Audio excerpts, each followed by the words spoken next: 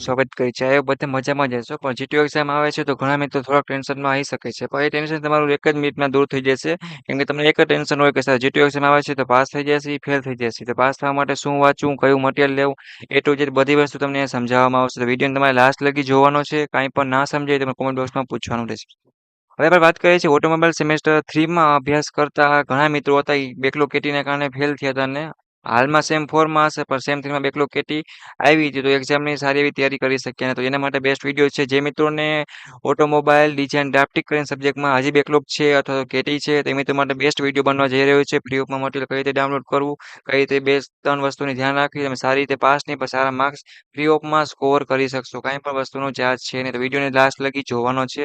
કોઈ પણ મિત્રો મિસ કરતા નહીં. ઓકે, તો ઓટોમોબાઈલ ડિઝાઇન એન્ડ ડ્રાફ્ટિંગ કરીને તમારો સબ્જેક્ટ છે જોઈને તમે ખરેખર પાસ કરવો હોય મિત્રો તો બે ત્રણ વસ્તુની તમારે ધ્યાન રાખવાની. કઈ વસ્તુ હશે તો કે આપણે જોઈએ તો જો સૌથી પહેલા તમારે તમે જે પેપર લખો છો મિત્રો એ જીટીયુના ફોર્મેટ પ્રમાણે પેપર સ્ટાઇલ પ્રમાણે છે કે નહીં એ વસ્તુ તપાસો. એ વગર નહીં હોય તમે જે પણ લખો છો એ પ્રેઝન્ટ તમે સરખી રીતે પેપરમાં નથી કરી શકતા તો માર્ક્સ તમારા કપાશે. એટલે પેપર સ્ટાઇલ પ્રમાણે લખો એને વિડીયો બનાવેલ છે કે કઈ રીતે પેપર લખો જીટીયુનું. એનાથી 5 કે 10 માર્કમાં તમને સારો એવો ગ્રો અને વધારો જોવા મળશે. અને પેપરમાં સારું લાગશે ને કોઈક ચેક કરે તો કંઈક વ્યવસ્થિત દેખાય.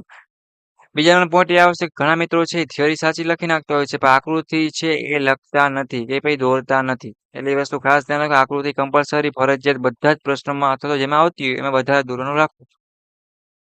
ત્રીજા નંબરનો પોઈન્ટ એ આવશે કે જેટલું માગ્યું છે મિત્રો એ લખવા. 3 વસ્તુની ખાસ તમારે ધ્યાન રાખવાની છે. જે ઓટોમોબાઈલ ડિઝાઇન ડ્રાફ્ટિંગમાં પાસ થવું એના માટે અમે જીટીયુના મોસ્ટ ઇમ્પોર્ટન્ટ 25, 30 કે 35 પ્રશ્ન તૈયાર કર્યા છે. એ પણ જીટીયુ એક્ઝામમાં પૂછાઈ ગયેલા પ્રશ્નો. તમારે ચેક કરવું તો મિત્રો તમે કરી પણ શકો છો વેરીફાઈ માટે. અને આવતી જીટીયુ એક્ઝામમાં પણ આ પ્રશ્નો હશે. એટલે ઇમ્પોર્ટન્ટ અને મોસ્ટ ઇમ્પોર્ટન્ટ છે. ગમે એવું પેપર હાર્ડ નીકળે ને મિત્રો તો પણ તમે એટલીસ્ટ વાંચીને આટલામાંથી પાસ તો આરામથી થઈ જવાની ગેરંટી છે. જે તે પ્રશ્ન છે ગુજરાતી અને ઇંગ્લિશ લેંગ્વેજમાં આપેલા છે. તો હવે આપણે વાત કરીએ કે તમે આની મટીરિયલ છે એની લિંક તમને નીચે આપી દઉં છું તો કઈ રીતે ડાઉનલોડ કરી. ગુજરાત એન્જિનિયરિંગ એકેડમી યુટ્યુબ ચેનલને સબસ્ક્રાઇબ ના કરો સબસ્ક્રાઇબ કરી બેલ આઇકન પ્રેસ કરી જેથી કરીને કોઈ પણ નવો વિડીયો હોય તો ફીચરનો ફ્રી ઓફમાં લાભ લઈ શકે. આજ આપણે ગોલ બનાવી કે તમારો સેમેસ્ટર 3માં બેકલોગ કેટલી જે પણ તમારું હોય ક્લિયર કરી નાખો. સેમ 4 થી પછી જો આવશે તો પછી બેક રિટર્ન થવાનો ચાન્સ વધી જશે અથવા તો આગળ પછી ફ્યુચરમાં બહુ નડશે મિત્રો ને તમારે ખોટી રાત જાગવી ટેન્શન લેવું બધું ઉપાધિ જેવું થઈ જશે અને નીંદર પણ સરખી આવશે નહીં. જો બેકલોગ પેટી વધારે હશે તો ખોટું મહેનત કરવી ટેન્શન લેવી એના કરતાં એ વસ્તુ ખાસ ધ્યાન રાખો. તો લિંક નીચે આપેલ છે ફટાફટ જોઈન થઈ જાઓ. ડાઉટ કરી માટે તમે ટેલિગ્રામમાં પૂછી શકો છો અથવા ઇન્સ્ટાગ્રામમાં પૂછી શકો છો. અને જીટીયુની એ ટુ ઝેડ અપડેટ માટે જીટીયુની ઓફિશિયલ ચેનલ છે બરાબર છે. એની પણ લિંક તમને નીચે આપી દઈશ તો એ ટુ ઝેડ રિઝલ્ટ છે ટાઈમ ટેબલ છે આઈએમપી બધું મળી જશે. તો ચાલો આપણે વાત કરીએ મિત્રો કે હવે ઓટોમોબાઈલ ડિઝાઇન એન્ડ ડ્રાફ્ટિંગ સબ્જેક્ટને પાસ કરવો છે તો એના માટે મેં મટીરિયલ તૈયાર કર્યું છે.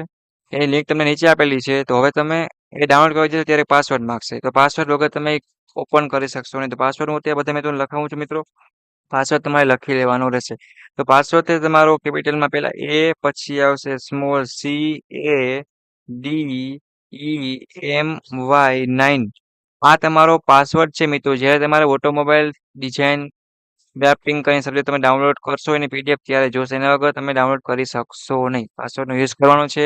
અને બધા મિત્રોને જીટીયુ એક્ઝામ માટે સૌથી પહેલાં તો ઓલ ધ બેસ્ટ. સારી એવી તૈયારી કરો. કંઈ પણ અટકો છો તો તમારો કોન્ટેક્ટ કરવાનો રહેશે. અને જે પ્રશ્ન બનાવ્યા છે મોસ્ટ ઇમ્પોર્ટન્ટ છે ફ્રી ઓફમાં છે. કાંઈ પણ વસ્તુનો ચાર્જ છે નહીં. થોડીક પ્લાનિંગ કરો મિત્રો જેથી કરીને તમારા સેમેસ્ટર 1, 2માં જો હજી બેકલોગ કેટી હોય તો એનું પણ મટીરિયલ પોતાને પ્લેલિસ્ટ વાઇઝ પોતાના સેમેસ્ટર વાઇઝ મૂકેલ છે. તો અહીંયાથી જઈને તૈયારી મિત્રો કરી શકે છે. એ ટુ ઝેડ વસ્તુ તમને મળી જશે. કાંઈ ના મળે તો યુટ્યુબના કોમેન્ટ બોક્સમાં પૂછો અથવા તો ટેલિગ્રામમાં અથવા ઇન્સ્ટાગ્રામમાં પણ પૂછી શકો છો. જો નહીં પૂછો તો તમને તકલીફ પડશે મિત્રો. પાસ નહીં થાવ તો આ સેકન્ડ યર આપણે સેકન્ડ વર્ષ કહેવાય ને સેકન્ડ યર એટલે ડિપ્લોમા બીજું વર્ષ છે. તો સેમ 4 થી આપણે બેકલોગ કેટી હવે લઈએ તો પછી ભેગું ના થાય વધારે અને સારું પણ ના લાગે. હું જાણું છું તમે મહેનત કરતા હશો પણ આપણે થોડી મહેનત વધારે કરવાની છે. પ્લાનિંગ સાથે સ્માર્ટ વર્ક સાથે કરશું પ્લાનિંગ સાથે તો પાસ આરામથી થઈ જશે. ક્યાંય પણ અટકો છો મિત્રો તમારો કોન્ટેક્ટ કરો.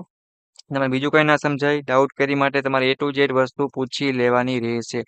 તો સપોર્ટ માટે સૌથી પહેલાં તો આપણી ચેનલને સબસ્ક્રાઇબ કરી દો મિત્રો અને બધા દોસ્તો સુધી આ વિડીયો મોકલો જેથી કરીને સેમેસ્ટર 3માં અમે ગોલ બનાવીએ કે જે મિત્રો ફેલ છે એ બેકલોગ કેટી કાઢી લે અને આરામથી પાસ થઈ જાય. સેમ 4ની એક્ઝામ પર ચાલુ છે એનું પણ મટીરિયલ છે સેમેસ્ટર 4ની વોટ્સએપ ગ્રુપમાં મોકલી દેવામાં આવશે પ્લસ યુટ્યુબ ચેનલમાં અપલોડ કરેલ છે. ઓકે મિત્રો થેન્ક યુ. નેક્સ્ટ મુલાકાત હશે.